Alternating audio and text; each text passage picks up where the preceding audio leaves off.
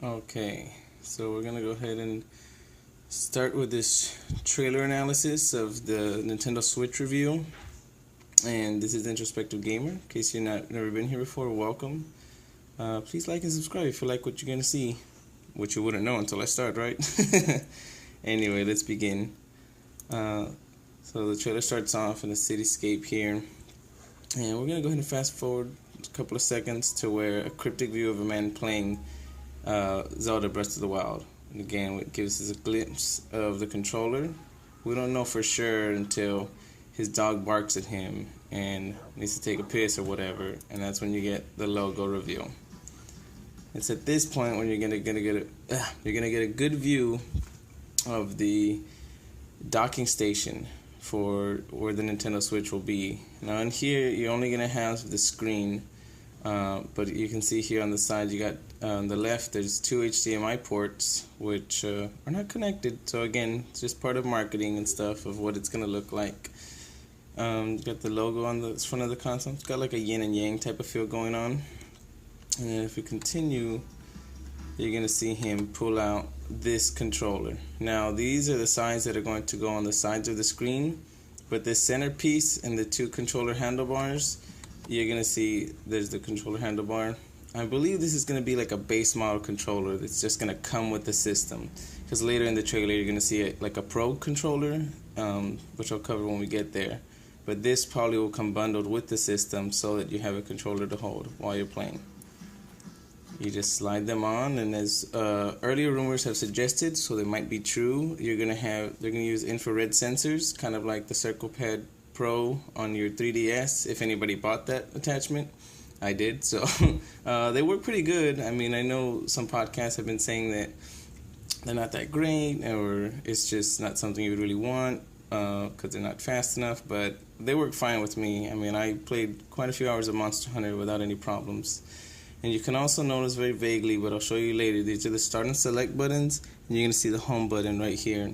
This might be a power button, or this might be the rumored share button. I can't make it out in this video, in these shots.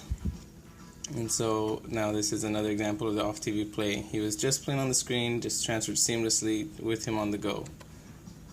Now I'm going to go ahead to where this is our first glimpse of what the game cards are going to look like for the NX. I had a theory, it was my own personal theory, not backed up by any rumor, that you could be able to play 3DS games, but seeing as how we don't know the size of these carts and there's only one screen and DS games take two, I doubt it. It's just, I kind of wish that it made more sense as to why they were bothering to make a Mario Maker to Woolly World for the 3DS. But now I really don't understand. But, maybe they will. I don't know. Maybe off-screen play at your house. And so after this, I want to go ahead and jump to, because on the plane, we're going to get to the kickstand.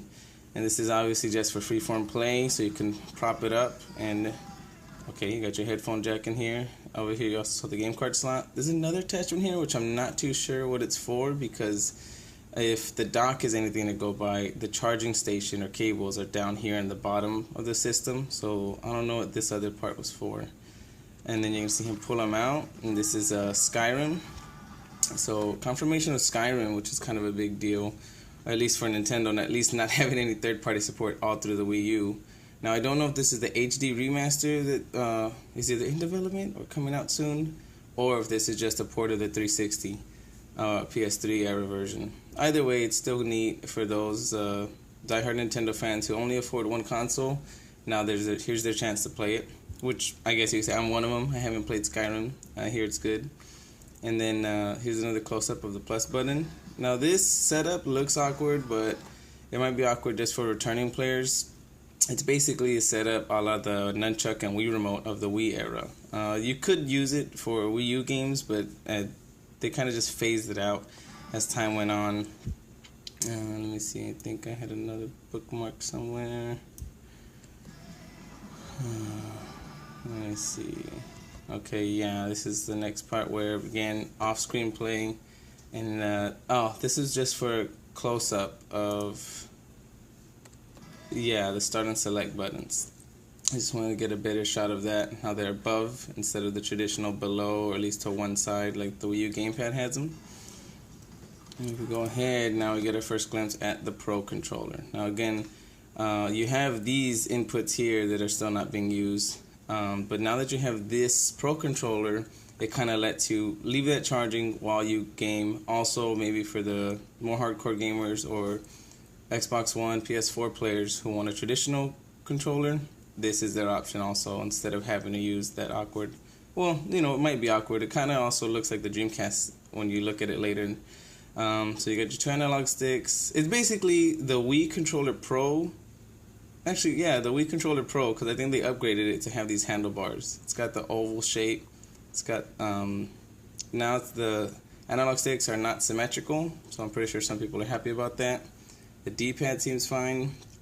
I haven't had a look at the shoulder buttons. Again, continuing his on-screen play, here's a good look at a shoulder button. It looks like there's one, but I wouldn't be surprised if there's a trigger in the back. Again, I don't think we get a good shot of it throughout the rest of the video. Another transition. And so here, I just wanted to point out, but I'll probably freeze it at another screen with one system. I also don't know where the screen is. It looks like it's floating in space, which they need to address. I guess they have it docked to their headrest, whatever. Anyway, so yeah, they're using these two as separate controllers for single screen multiplayer. Again, there's a better shot of this. Now, I just wanted to confront it now since it's the first shot. But you have King Boo very slightly there, and you have confirmation of double item holding, which is something they got rid of. You can only hold one item in Mario Kart 8, which this also seems to be a reboot, because the graphics look pretty much the same. You can see right here's another better shot of King Boo and the double items. So he's going to use that mushroom that he's holding in his hand, and he has one in reserve. Fans of Double Dash and previous Mario Kart titles know how this works. And so then we're going to go ahead and scroll ahead to one of the more interesting, and by interesting I mean kind of embarrassing, just because I don't know. Oh yeah, so this is a close-up shot again just to confirm that this is the home button. Got the little house thing, and just how small it is. I don't know how big this guy's hands are, but it seems really tiny. I also think this is like a sideways marketing ploy of when you bring this home, you show your friends and family, and they're like, damn, this is cool. But as they're playing it, they're like, shit, this is small. Like, do these have bigger controllers? And it's basically, yeah, if you want a bigger controller, buy your own or buy a Pro controller. And I think this plus word of mouth might be what Nintendo's banking on to sell systems. Of like, this is a demo of what you can do with it. Or if you have like a small household family, you want your children of 2 or 3 to share a console, just get them one of these. It can be a dual Christmas gift. Pretty neat stuff. And then we're going to get to this basketball scene. Now this is really interesting to me because basically have these guys playing an NBA game. I'm not too sure if it's 2K or what NBA franchises are still around. I'm not a big sports fan. But again, neat that third-party support has been confirmed by EA, at least for one game. But yeah, this is really neat because, let me see if I can get a better shot of it. Right here when they win, probably. They get really excited. So what's going on here is you got 2 systems with their own individual controllers, but you're having a wireless LAN party where System A is communicating with System B, up to 4-player LAN party. Now this is really badass just because, I mean, before you had to take your system to someone's house, and, you know, I really don't know. I think the only people who do LAN parties anymore are PC players. But I also don't know the connectivity status of maybe it's all wireless now. I'm not too sure, but I'm pretty sure you still have to go through routers and things like that to get a game going. But here, the fact that it's just seamless multiplayer, up to 4 players, sharing 2 consoles, that's pretty neat. And who knows the applications? I mean just a local 4-player Smash game, that sounds pretty badass. And then we're going to continue. So we got, this is a close-up of the traditional controller the guy was using at the beginning of the video that I believe comes bundled. Again, you got the handlebars underneath, which you can't see fully, and then you have your home button and the other cryptic button. But yeah, to me, like I was mentioning earlier, it kind of looks like a Dreamcast, that Dreamcast style where it's a really odd shape, but it's got handles. It's hard to explain because, again, we don't ever really see the back of these controllers, but it just reminds me of Dreamcast. Again, first confirmation of a Mario game, or a new Mario game, which has like a Fiesta theme to it, or a Cinco de Mayo theme. I think of Fiesta because in San Antonio that's a big deal. Google it, San Antonio Fiesta, and you'll realize it's a pretty big deal for us down here. And but yeah, it's got like a Mexican Fiesta style. Some more gameplay footage, which I guess somebody could break down, but I have a feeling we'll get another trailer. The one thing that kind of bothers me is this lady's just room. I feel like she's like a time traveler stuck in the 70s, or just inherited her grandma's house or something, and her wardrobe. I mean, again, this is something I'll touch on later in the video. So anyway, these people invite her over to a party across the roof, and she brings this, and everyone's having fun. And this is kind of what I wanted to talk about, of just like cheesy marketing campaign of how this is basically the second coming, and these people are like, oh my God, is that Jesus on the screen? Like, it's pretty interesting just from a marketing standpoint. But again, whether this is confirmation or not, who knows, but it's a neat tidbit that they're playing multiplayer, and she just brought over Mario. Again, maybe you can download games onto the system, or Mario is a multiplayer game, who knows.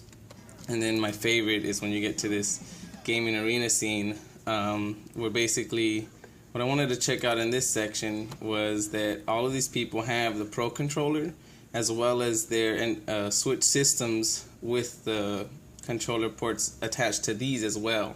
So we've only seen people use the Pro Controller when it's docked or when they don't have these on. But now it's confirmed that you can use both even with this, which also I think kind of, no, not really. I'll talk about that later. I was just going to say something about asynchronous multiplayer, but y'all would both still need to look at the screen, so that doesn't make any sense. And then again, we got confirmation of Splatoon being ported over, and this is a new stage, I'm pretty sure, just because this bridge, I haven't been in a level with a bridge. Who knows what kind of stage it is. I'm also hoping that these controllers have gyro sensors, because I really like playing with motion controls on Splatoon as opposed to twin sticks. I'm just not that good at twin sticks, and I just much rather have the intuitive nature of the motion controls. And so now we're going to get to where they're planning the strategy, but when they finally reveal it, you got this, and this is something that's really neat, because this basically confirms for the Splatoon reboot or sequel, however they're marketing this, you're going to have new hairstyles for boys and girls, and you have pants.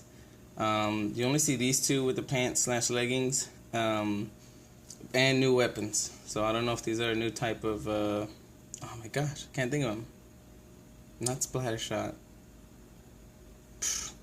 I cannot think of the word. But yeah, you know, basically the ones that look like generic water guns now have this plastic strap. Again, new models of similar weapons.